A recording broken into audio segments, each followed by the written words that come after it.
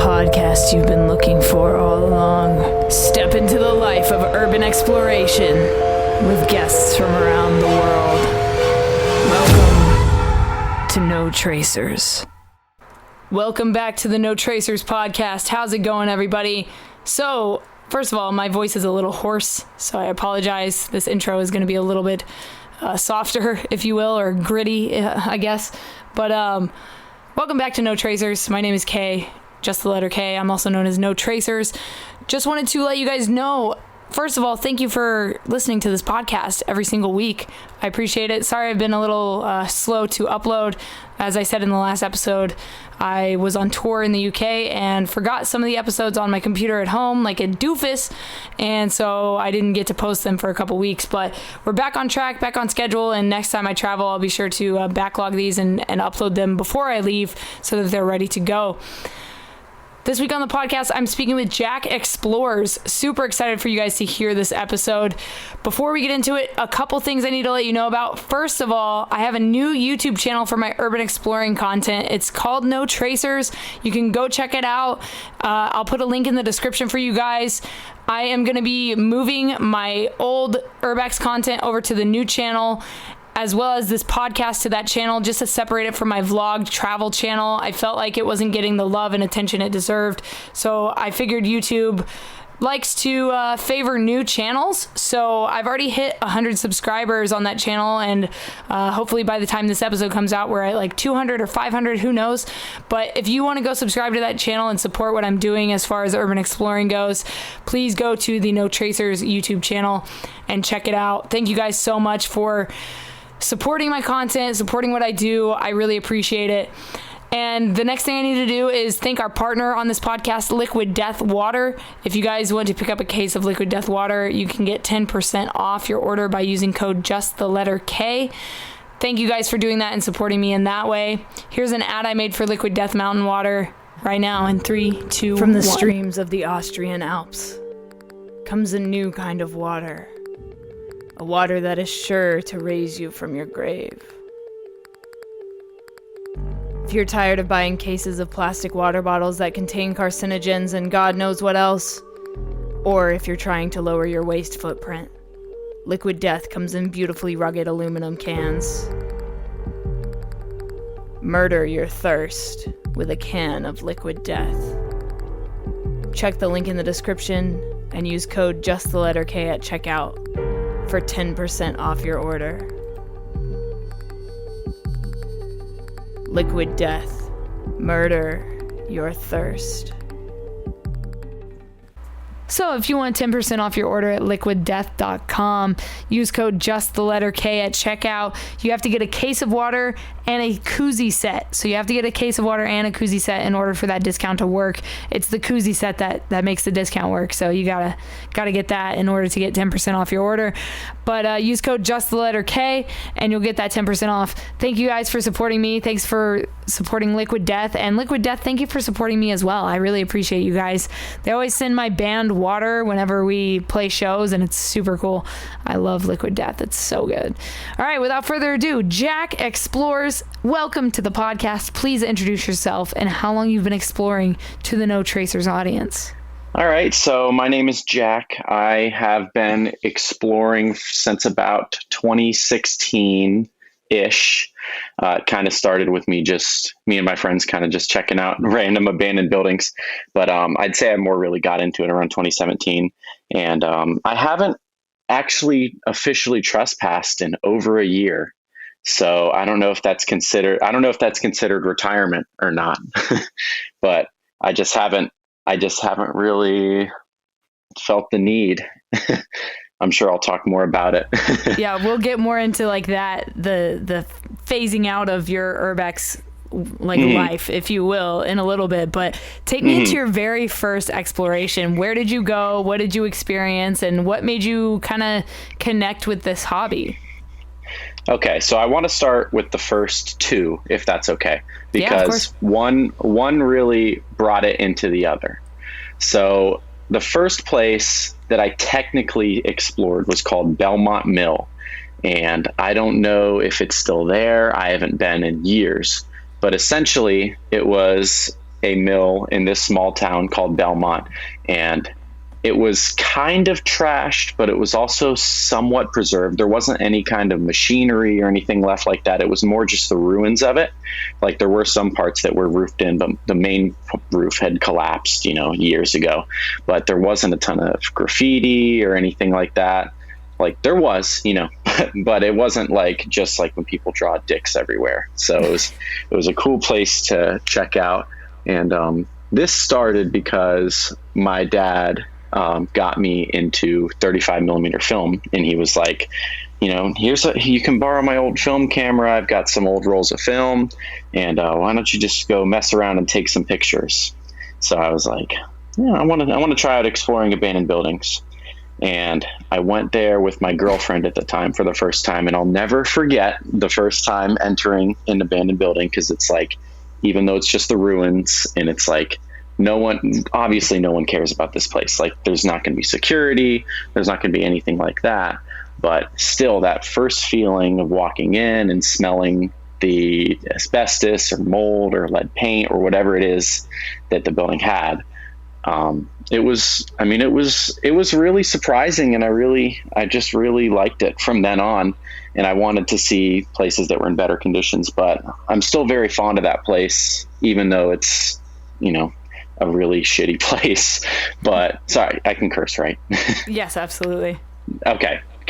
But I mean, I don't know. I'm still very fond of it because it was the first place that really got me into it. Before that, I went to this place that I presumed was abandoned, and I took some outside pictures, but I didn't want to start with that because it's a different feeling than, there's a certain adrenaline rush that you get that first time walking into the building, and you're like, are there other people here?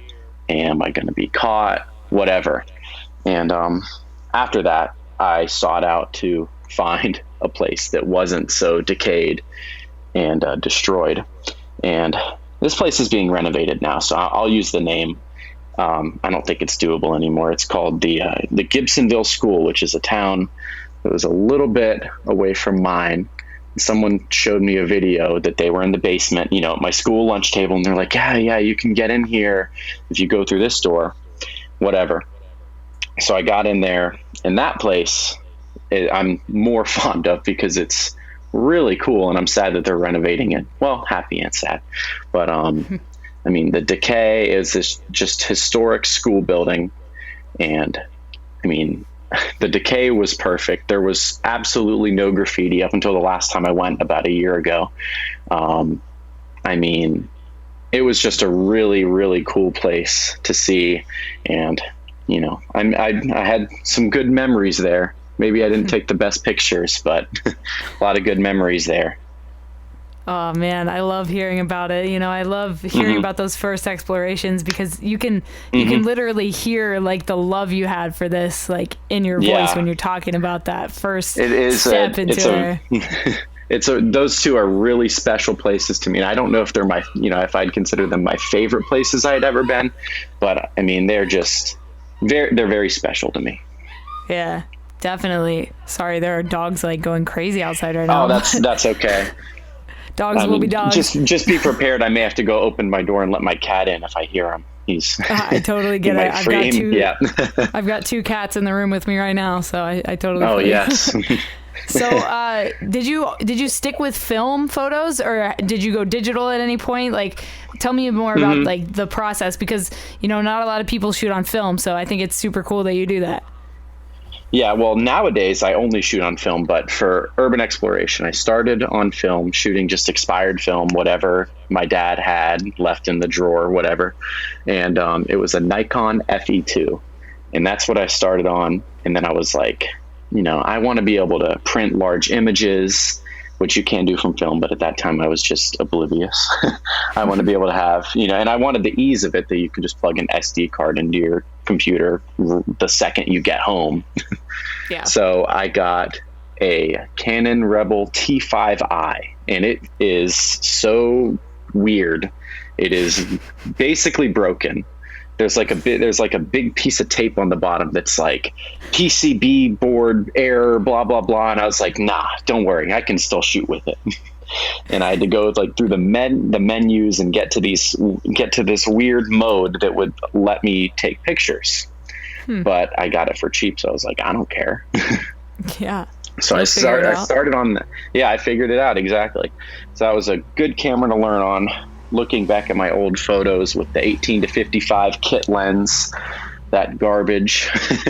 I mean, it was like, I really knew nothing. And I want to get more into that later, because now that I'm like, I guess, retired out of Urbex, I still have people messaging me, and I'm like, I was here at one point too. I was messaging people when I didn't really understand the code, that you don't really message people for locations and bother them. Yeah. But that was me at one point.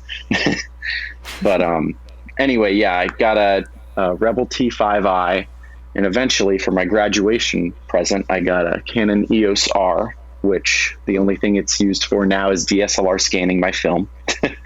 But that was a huge step up, full frame, mirrorless. It was new at the time, got a good deal on it. And it served me very well for the times that I was still using it, which was right up till the end of my Urbex.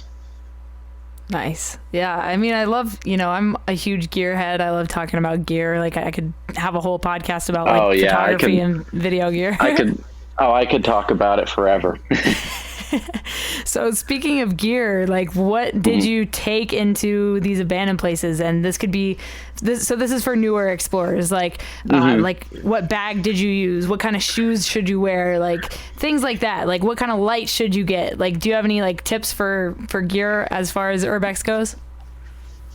Depends on if you're trying to do photography or videography. I wanted to do both, and I still have a YouTube channel that I haven't touched in years with this stuff, but I always, my first thing was like camera and light panel, because a high ISO doesn't really work.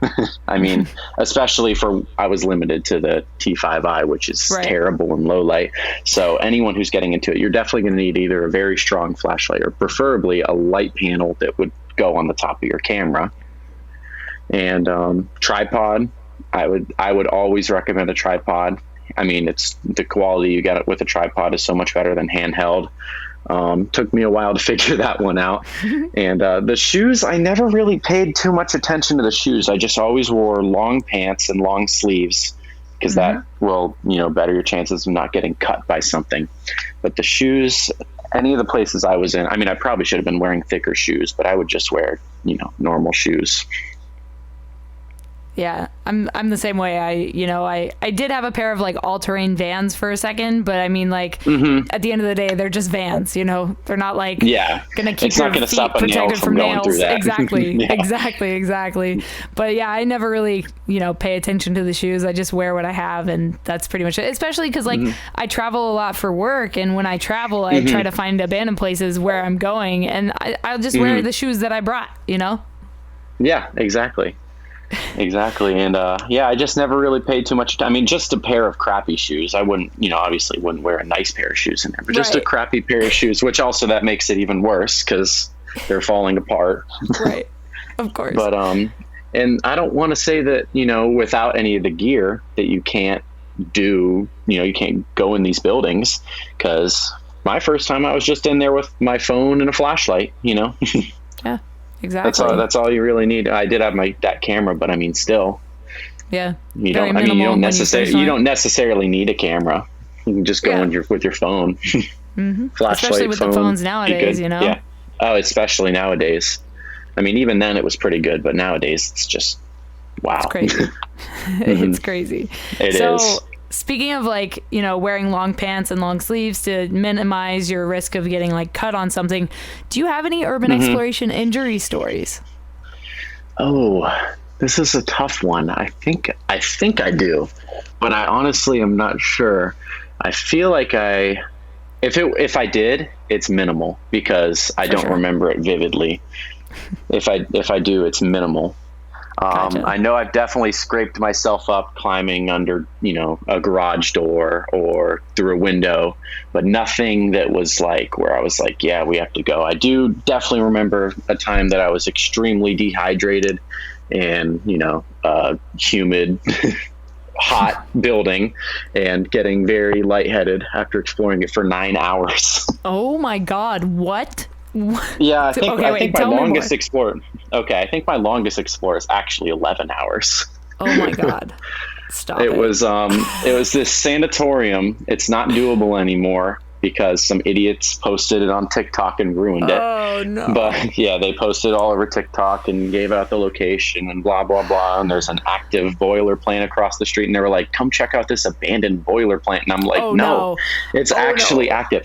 And it's a mile down the road from an active prison. It's the old prison. God. So it's literally just like the worst situation because the second they saw it, cameras, security, everything. Like they had security, whatever, but you know what I mean? Like they knew people were going, so they were really hard on it. But not going to say the name just because I don't want anyone to get in there, but it had it was a sanatorium.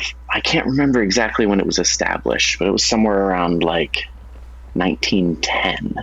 Wow. And yeah, so absolutely massive. And I could draw you a map of that place and tell you where every single room is in there because there's some key things I wanted to see, which there's a whole dental unit side thing, multiple dentist chairs, good x-ray room. We spent probably 5 hours trying to find the morgue because all the fire exit things said there was a morgue, but we found the room it was in, but it was cleared out, unfortunately. But absolutely massive place. One of my favorites because I've been there so often, and it's really, really pains me to see what happened to it. There was multiple pool tables in the recreation room and people were taking all the pool balls and throwing them out of the window. Oh my God. And I hate everybody. Absolutely awesome place. There was like a full lab. There was a photography dark room, which now I wish I went in there and I looked and saw what they had. When I was there, I just kind of peeped in and was like, I was shooting digital at the time. I was like, I know. I want to go back now. And I'm like, oh, I bet they have blah, blah, blah, all this cool stuff. But, whatever. And, it also had a chapel, a full library with all the books left. 2 chapels, actually. I misspoke. This place was truly, not a touch of graffiti, not a touch of anything, just pure decay. And yeah, I think that should probably be the cover picture for this is a good picture I have there. I'll find it. But, I'll send it to you. But, absolutely wonderful place. And TikTok got to it. Oh, TikTok. Good and bad TikTok. Gotta love it, gotta hate it. So when you were saying that you could draw a map of that place, like that just gave me so many ideas of like you could literally like when these places are gone and get demolished, like you could post up those maps. Dude, that'd be sick. I could 100% do that for that place because I've probably been 10 times. First time I was there was 9 hours. Second time was 11 hours. Wow. And was this like an overnight? Yeah. Was it during the day? Like what was the time frame? I don't remember the exact time frame. I know we got there early in the morning. It was, do you know Abandonia, Scott? No, I don't. Have you heard of the account? Oh, absolute legend. This guy, I have the utmost respect for him. He still explores. I still talk to him a lot, and you can tell a lot. Like I've switched up with my exploring and stuff. You can tell a lot about who really supported you versus who was just there to see what spots you had, because he still talks to me, still likes my photos, blah blah blah. So there's a few people like that I want to I would shout out as well. But Scott, me and him went, and just a wonderful place. Like if you wanted to know exactly the best route to get to the surgical rooms, to get to where the presumed morgue was, to get to the dental unit, to get to the chapel, I could take you there. And save you 11 hours trying to find it. But hey, that's all part of the journey, right? That is all part of the journey. But like, it is weird because the third floor, well, there's a basement. So technically 4 floors, but like the 3rd floor, you can only get to it from one stairwell. And that's where the surgical rooms and the dental unit are. Yeah. So we've got a place out here in California that everybody knows about. It's this huge hospital. It's literally 17 stories tall. You know, it's insane. Surgical classroom, I know what you're talking about. You know, the one. It's notorious in the community, and I know exactly which one. And I've been wanting to go there, and of course, I just never got the chance to go there. It is near impossible to get in there now because the police presence is so heavy. I've heard it's crazy to get in there now. I don't know anyone who's been in there in the past at least 6 months. Oh yeah, it's super difficult. And I mean, if people want to know, like the only way to get in there is with a media pass, and they don't even give them out, so you can't get one. So you're not going, is what I'm saying. Yeah. But there's no real way to get in there. The only way that I know someone got in there is they brought a bunch of tools and they unscrewed the door from the frame. And when they unscrewed the door from the frame and got in, God. And then reinstalled it on their way out. Oh my God, I want to interview that guy. That's crazy. So what was it like to unscrew this door from the fucking door frame? Yeah, what was it like to do that? So crazy. And how long did it take you? Were you afraid of getting caught? Like, I have so many follow-up questions. I know. And I was like, you got to take me, man. He's like, nah, I'm not going back. Right? He's like, I'm not going back. He's like, I already been once. I already saw everything I needed to see. I'm not risking that again. And that's another thing I want to talk about, is that now breaking and entering is just normalized to get into these spots, when it used to be for me. It's like you just walk in. Yeah, exactly. And it's like, and if the door's locked, the door's locked. You just leave. Yeah, you don't go in. Just go home. Go find another place. Yeah. There are options. Go drive to another place. I can't tell you how many times I would go up to a place, be like, oh, door's locked. Oh, no open windows. We'll just move on. Yeah. Like, what? You don't need to get in there that badly, you know? Like, you don't need to get in there that badly. Exactly. I mean, I can say that I perhaps have partaken in that once or twice in my day. Sure. maybe a couple times. I think we're all guilty of that. But that is an issue that I do have with. I learned that I'm like, that's actually a pretty big deal. Yeah, seriously. But talk more about the community and like the state that it's in right now. It's frustrating because I mean, breaking and entering is just normalized. It's like, if you want to do these really good spots, you got to break and enter. I mean, respect to these people because they do it and they get some cool pictures, but I mean, it's not good for newcomers into the community, because teaching people that it's a big deal. I mean, that's like, is that a misdemeanor or a felony? It depends on the kind of building and the state you're in, and But I mean, if it's a government building, it's a felony. So that's potential to ruin your life over some pictures. Yeah, not worth it, guys. Not worth it. Not worth it. Not worth it whatsoever. So tell me about your scariest exploration. Oh, that's a good question. I'm not a very paranormal person. I don't really believe in a lot of that, but I was with some friends that did, and I don't know. We were at the Gibsonville school, and they were like, look, they had this rumor pulled up on their phone, and they were like, some teacher killed a student on the third floor, and you can see him at blah, blah, blah, whatever time. If you look in this window, you can see Miss whoever. And then there's some other thing. It's like, I heard about a fourth grader who slipped on ice outside of the school and died and whatever. And they were saying that the ghost haunts the building. And I'm like, no, what is this bullshit? But of course, it's a leaky building. So there's some water dripping in. They were like, fuck is that? It's like, it never sounds like water until you go see it, and you're like, you see the water dripping. But when it's, a little ways away, it's an echoey building, you're like, the fuck is that? And it almost sounds like footsteps, and they're like, oh, we need to record this to document this paranormal activity. And I'm like, oh my God. And I will admit, they had me pretty freaked out. But then I'm like, there's no way. It just had to be dripping water or something. But they were so freaked out about it. Oh, man. It's crazy. Some of these places, like there is like an energy, like you've got to admit. There like, is. I can't lie. I was at a abandoned hospital, and I've never felt this before in any other place, but I walked into the surgery room and I just got like this really weird feeling in my chest, just like this really sad, dark feeling. And it was really unsettling and weird. And I've never experienced anything like that before. It made me it's like, had me thinking like something bad happened in this room. And what did you do? Like when you felt, did you leave? Did you stay? What did you do? Oh, I stayed.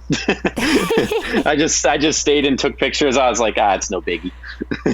But it like really made me think. I was like, wow, that's like the first time a building really impacted me. And I've explored some places with some bad history. Yeah. Like, I don't know if you've heard of the Desjardins institution or asylum or whatever it is.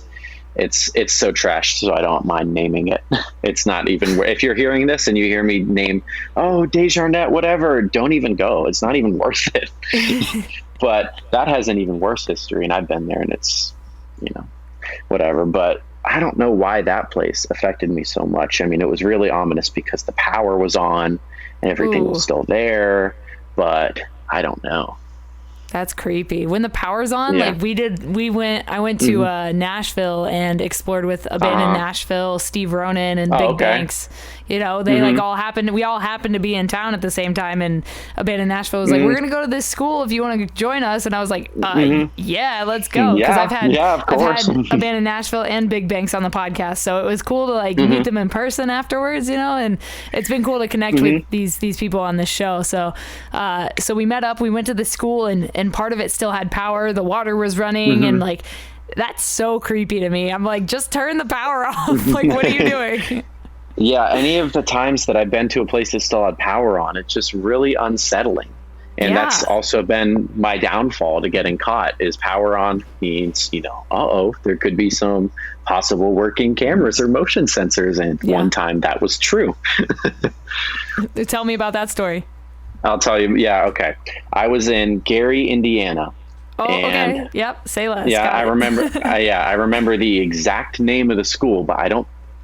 See, I'm worried about naming it because if I name it, it might encourage people to go. Don't do it. I'm not going to name it. But if you know of a abandoned school in Gary, Indiana that still has partial power, just don't go, because that's the one I'm talking about. Anyway, we get in there and we did some questionable things to enter the building. On some unspeakable things. Sure. No, it's not. It wasn't that one. Not that bad, but you know what I mean. Let's just say there wasn't a readily available open door, so we had to make a readily available open door. Right.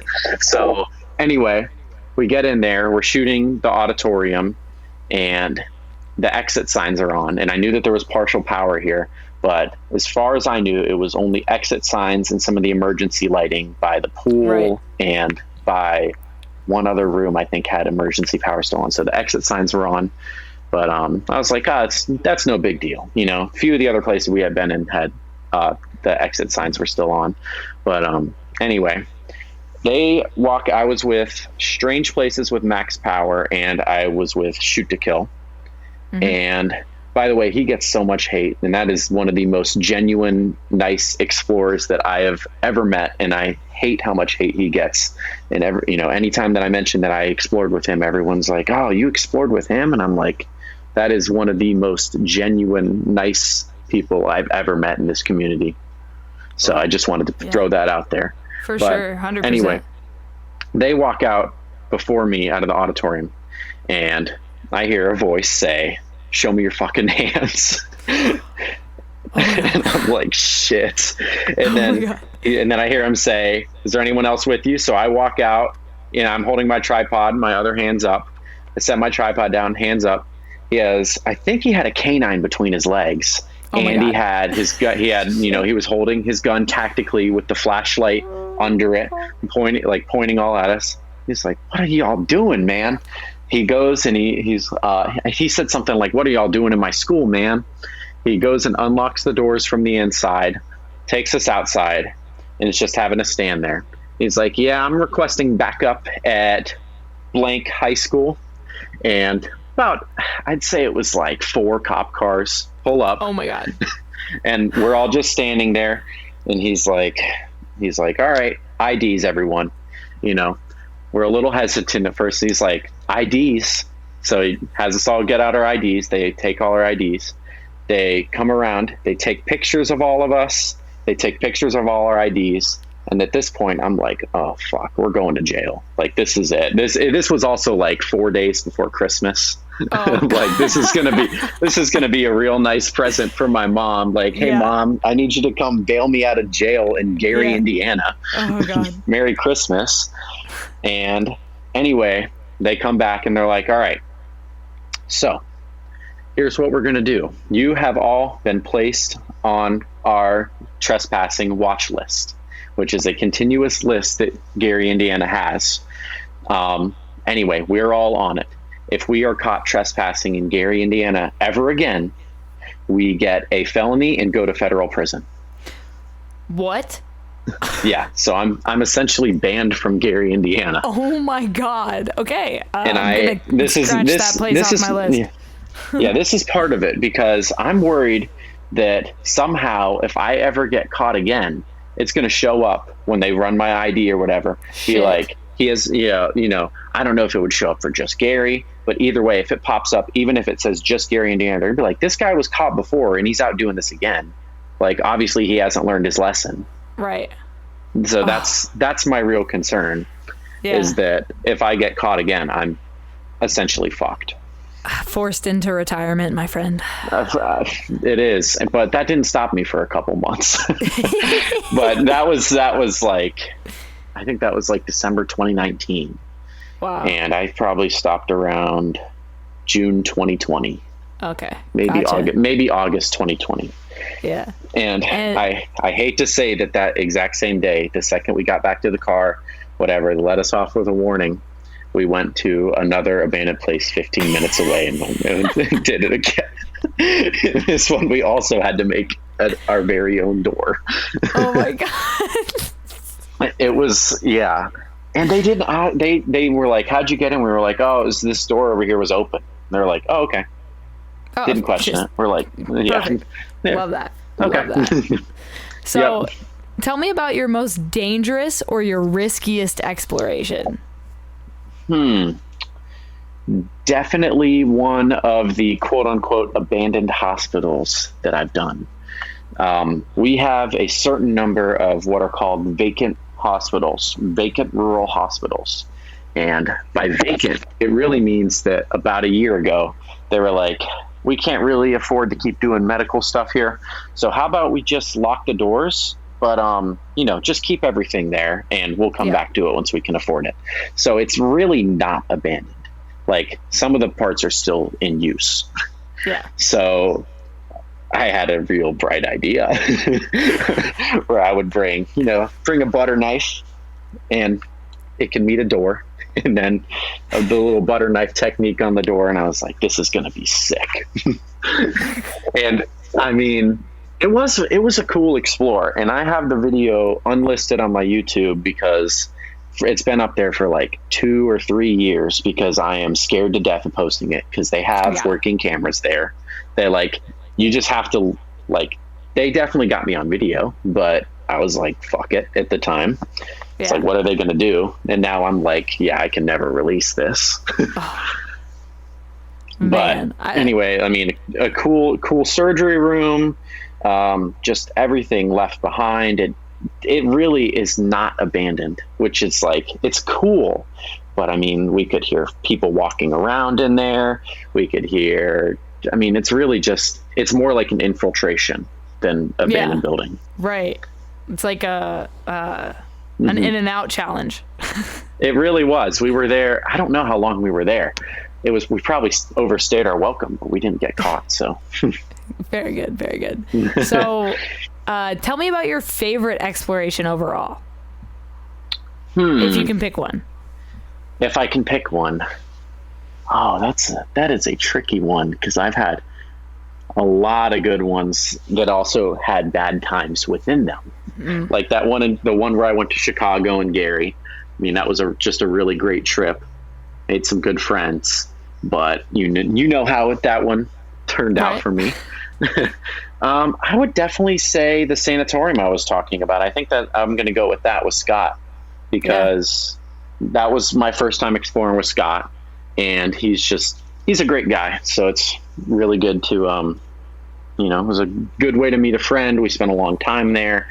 No one bothered us. And I just got a lot of good photos. I learned a lot about, the etiquette and Urbex, and just a lot about using my camera, and it was a good time. So we talked about, social media a little bit and kind of what it's done to the hobby. What do you hope for the future of urban exploring? I hope for the breaking and entering to calm down, because that is just a huge risk that people should not be taking.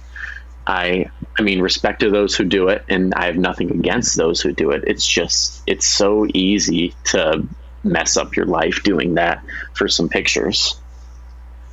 And I just hope that it goes in a better direction, because it's also very toxic right now, especially with social media, especially Instagram. Yeah. I mean, there's just always, some kind of, it's like a hierarchy of who can hit the best spots, or who can hit the coolest spots, or the riskiest spots, or whatever. And the photos really, like, some of the photos are really good, but some of them, people don't care what it looks like. It just gets likes anyways, because it's a new spot, or it's a hard spot, or whatever. And it's like, I miss it when there was like a lot of, like, not to say that there isn't talent in it, but there's like, there's just, some of it gets a lot because of the fact that it's a cool spot. Right. Some of it gets a lot of likes just because it's a cool spot, when someone else shot it a lot better, or someone else took a lot better photo in a much less risky spot. Right. No, definitely. I totally If you know that. what I mean. I absolutely know what you mean, for sure. Yeah. And then if you could live in one of these places that you've explored for an entire week, which one would it be? Oh, that's another tricky one. Definitely that abandoned hospital I was talking about, not the one where it's like kind of active. The one that I was talking about with the surgery room that was really unsettling. Oh, yeah. And I actually know a few people who have spent nights in there. Wow. But because of the fact that it still has cable. So if you could find a room with a TV, you can watch cable TV and charge your phone. Wow. And it's got hospital beds, and there's clean sheets in the cabinets, and like, it would not be a bad place to squat. Very just cool. live. Nice. And then lastly, what is something you know now that you wish you knew when you started? Oh, that's another good question. I wish I knew that, it's not so important about the spots that you go to. It's more about the connections you make through the community, because you can go solo all these spots and get these, fun photos and risky photos. But I always enjoyed more the connections that I made and the people that I met by exploring, or just going out, and meeting people and linking up with people. So, I just enjoyed that so much more than the soloing of risky spots. Love that. That's absolutely beautiful. Thank you so much for coming on the podcast. If people want to follow your journey of whatever you decide to do in the future, as far as like photography goes, things like that, where can they find you online? Drop your social media. Yeah, so I've got Instagram. It's Jack Xplores, and there is no E on the Explores. It's JACK.XPLORES. And I mostly do film photography now, medium format film. And I've had, I don't know, I don't want to say that I enjoy it more than Urbex, but it's a lot different. And I just feel like shooting film causes me to slow down a lot more and enjoy the more simple things to photograph. And there's a lot more beauty just to be seen other than what's in the abandoned buildings. Or at least I found that. That guy's got such a spark when he talks. That was Jack Xplores. Thank you guys for listening to this podcast. I really hope you enjoyed this episode, and I hope that you learned something from it.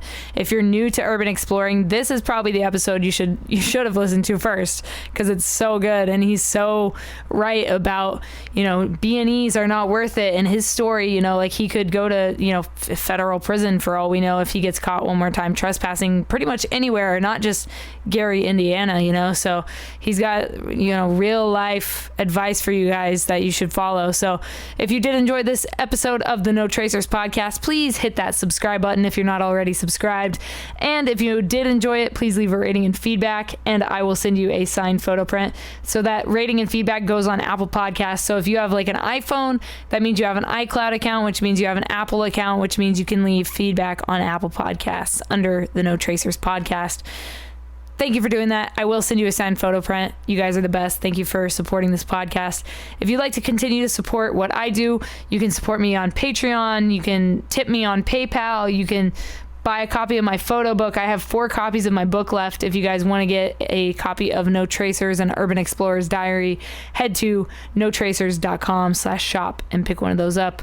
Thank you guys so much. I will talk to you again next week with another episode of No Tracers. If you want to come on the show, please DM me at no.tracers on Instagram, and I'll get you on the schedule. Thank you so much. Stay strong, keep enduring, go out, go explore something, and remember, leave no